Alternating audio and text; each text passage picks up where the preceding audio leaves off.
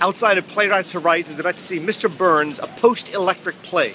This show is mythic to begin with in that we heard about it and wanted to see it when it was in its original run, but it's also mythic in that it's a myth about the future, about future myths created about the past. Catastrophic event has taken all the electricity away from everybody, and the one story that survives from television, the television era, is one episode of The Simpsons. Now, this episode of The Simpsons, it's the parody of Cape Fear, where Sideshow Bob stalks the Simpson family on vacation. So it's as if in like 100 years in the future, we're living like cavemen, and this story has been passed down through oral tradition in sort of like a long cultural, sociological game of telephone. I've got high hopes for this. I'm very excited. I know. That was a really long first half. This is very funny, but it's also like really scary. We're seeing more and more sci-fi theater.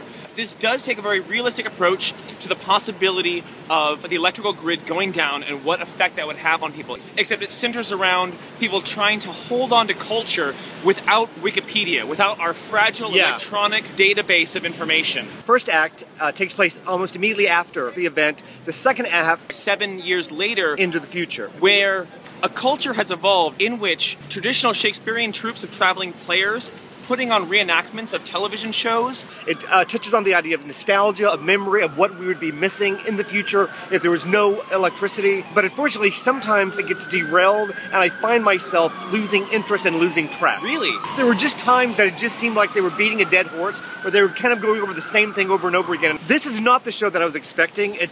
There's a darkness to the show. It's a nuclear catastrophe that has befallen the characters in the show, which is why The Simpsons is so perfect, because one of the central jokes of The Simpsons is the horror of nuclear energy. Homer works at a nuclear power plant, and of course the actual people in the show are dealing with the actual consequences of a radioactive nightmare.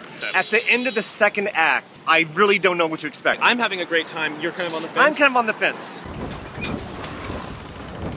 This is a really strange show. The third and final act gets even weirder. We jump 75 years into the future, where we're treated to a melodramatic mashup of everything from Gilbert and Sullivan to Lady Gaga. Whatever they were able to salvage from pop culture is thrown together in this disaster mythology. One of the most ambitious shows that I've ever seen. I think the idea behind it is brilliant. It's a very smart show. It's a very clever show.